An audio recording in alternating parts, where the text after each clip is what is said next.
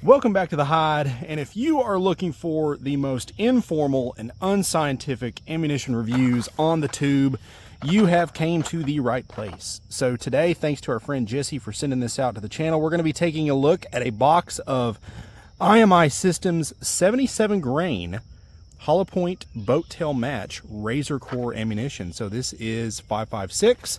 So we'll be shooting our same standard shooting sequence as far as ammunition testing here at the Hide goes.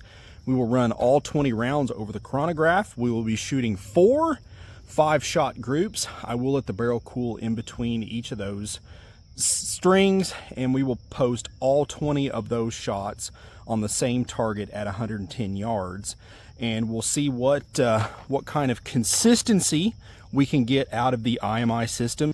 All right, so we got our first 5 rounds loaded up in the magazine here for our first string. Definitely a good looking round. Brass is annealed, primers are sealed, and there's a shot of that 77 grain hollow point boat tail.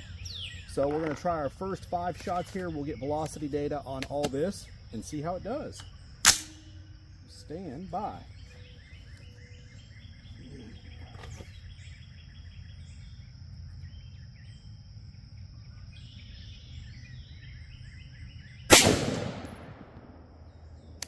.2618.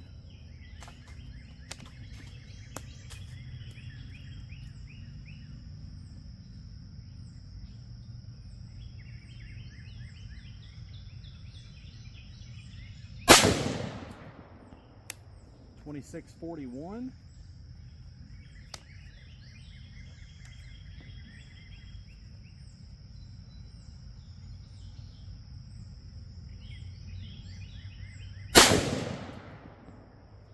.2648.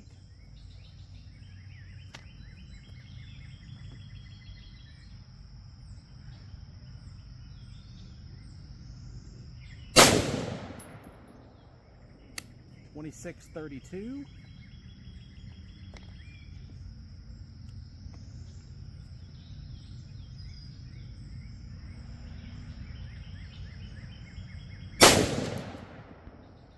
And 2644. So pretty nice on that first string. So I'm gonna let the barrel cool for a couple of minutes. We'll get our next 5 loaded and send them down range. Okay, next 5 in the magazine here. Stand by and let's see what these will do.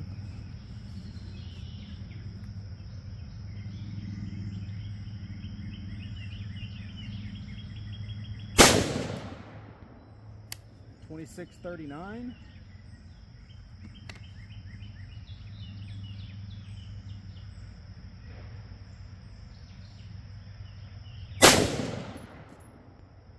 .2629.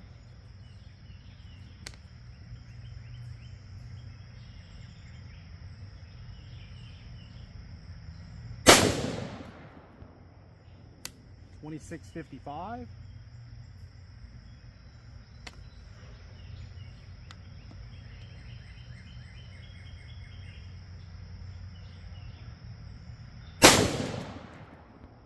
.2656. Last shot of this string.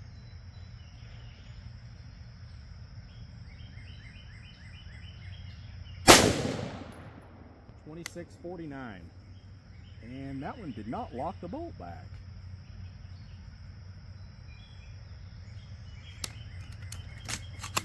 No, it did not. All right, well, that's interesting. So we'll let the barrel cool a couple more minutes and we'll get our next 5 loaded up. All right, next 5 in the magazine. Let's see what these will do.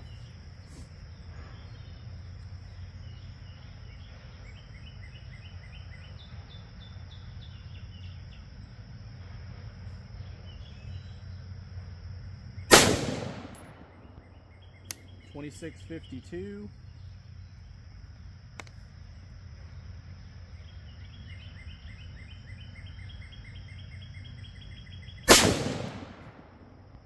.2657.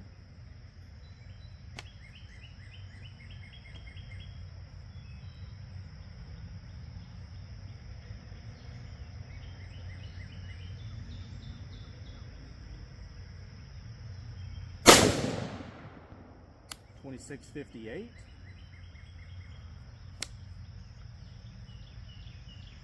kind of weak ejection on that one there.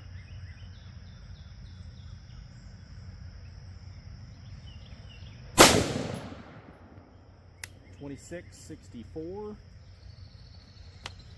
Last one up here.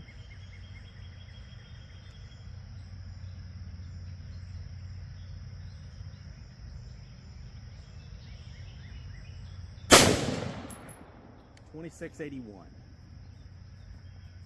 And that was string 3. So, you know, guys, one thing to kind of keep in mind is that, you know, the velocity is going to be relative to the length of barrel you're shooting. I'm shooting a 16-inch ballistic advantage SPR profile. So if you're shooting a longer barrel, obviously your velocities are going to increase a little bit, and accuracy is also going to be relative to the shooter's skill as well as the rifle platform itself. So keeping that in mind, let's let this thing cool a couple more minutes and we'll shoot our final string. All right, last 5 rounds of the magazine. Stand by here and let's see what we can do.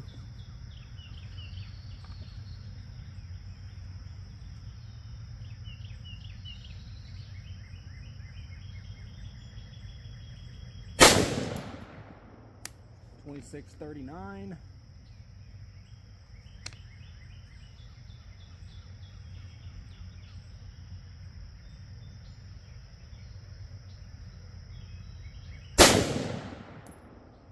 .2667.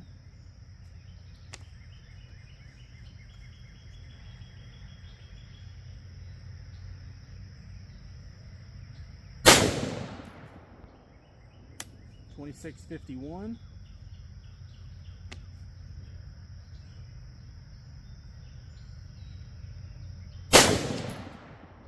.2644. And finally, we got the last shot here.